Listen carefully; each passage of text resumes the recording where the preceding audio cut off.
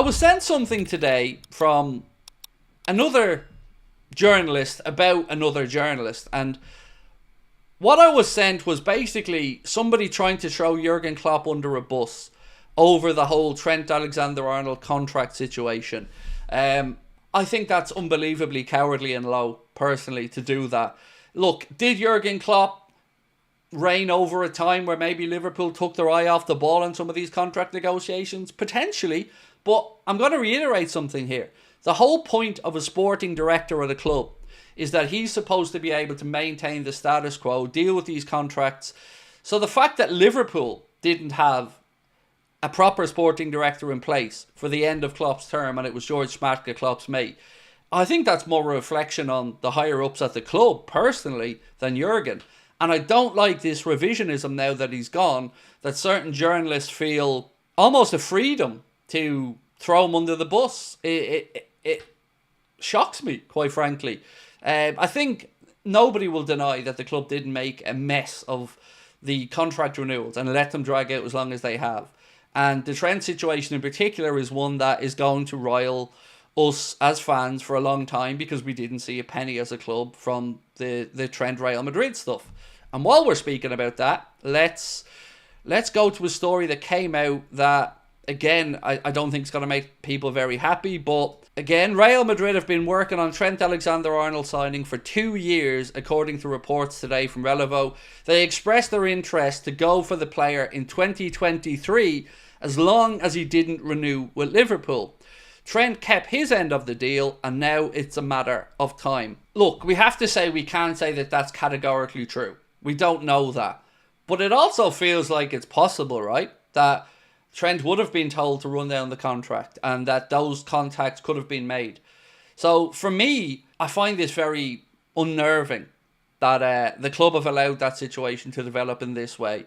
And Melissa Reddy, again, who's done some great reporting over the last few days, was speaking about the fact that Liverpool and Real Madrid, or no, not Liverpool and Real Madrid, I'm lying to you there, sorry, it's Real Madrid and Trent were surprised at the leaking of this information. So let me just read out to you what Melissa said.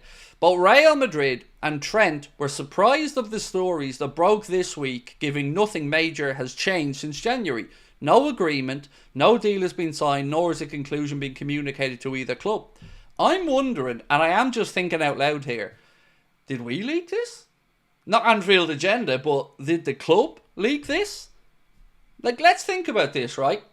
We've seen Liverpool getting rinsed in the media by Real Madrid journalists, their fans, constantly just saying Trent's made up his mind, he's going to Real Madrid, don't even try and put up a fight, it's happening, it's happening, it's happening. And we've all complained and said, why aren't the contracts being done? And since we've heard that Trent's going to go to Real Madrid, there's also been a very quick attempt at a resolution for Virgil and Mo.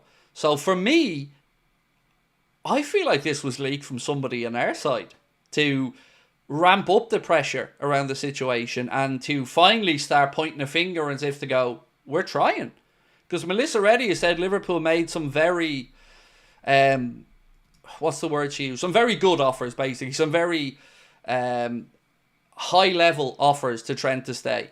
So maybe the club have just got fed up and just thought, you know what?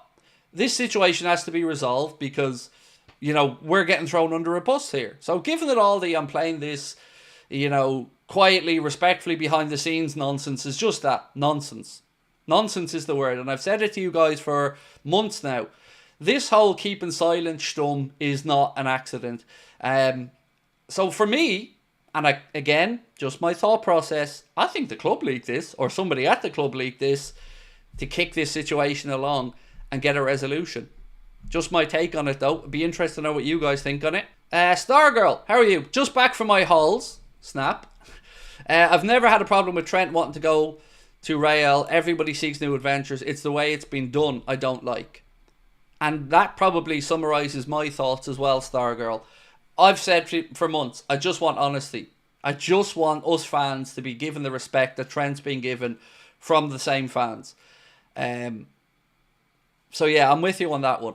You know, I am. If he had just come out and said, I want a new chapter in my life, blah de blah, it would have sucked, but we would have been probably a little bit more understanding of it. But this just feels, I don't know, as a fan, I hate feeling manipulated, personally. But Philip said, if you're a Scouser, there should only be two clubs you want to play for, Liverpool or Everton, said Philip. And on that, Jamie Carragher actually was kind of disagreeing a little bit with Alan Shearer on this one, because Alan Shearer believes that, Trent should be congratulated for his time at Liverpool and, wish the best.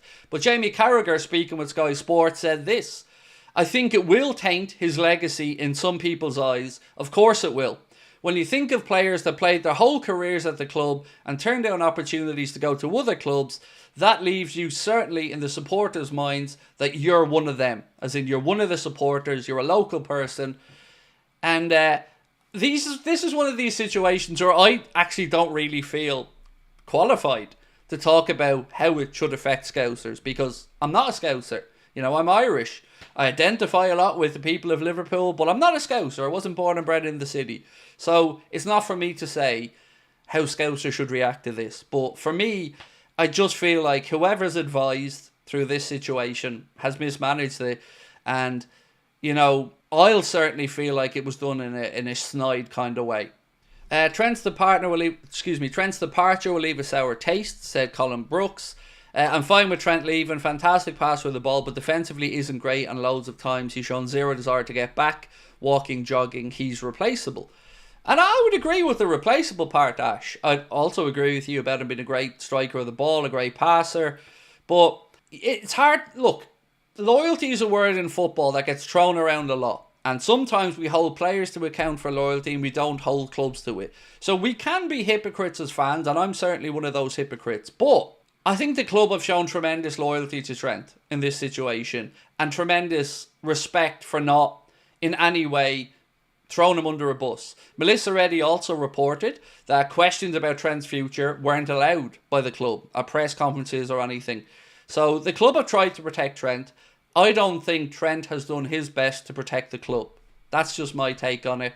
But I'd never wish any vilification of any player. He's made his mind up. It is what it is. And I agree with Ash there that we can replace him. That definitely feels like if we can keep Mo and Virgil, we'll chug along and we'll be fine. John and Tom Werner outside was listening to Anfield Index the other day, and according to him, Julian Ward is the one handling the contracts. I found that interesting. Richard Hughes apparently on recruitment. Thoughts? For me, I view anybody that's not on the playing side of the club as the same as the owners, if you get me. I don't really care who shit the bed. Whether it was Hughes, whether it was Edwards, whether it was FSG, or whether it was somebody else at the club, Julian Ward or whoever. It's just a mess. A mess that was preventable. And I'm not saying we could have kept Trent, but I feel like we could have looked stronger as a club in this situation. But ultimately, I've always said to you guys, I just wanted to know what was happening, and now it seems like we do. So we need to move, and we need to bring in a right back.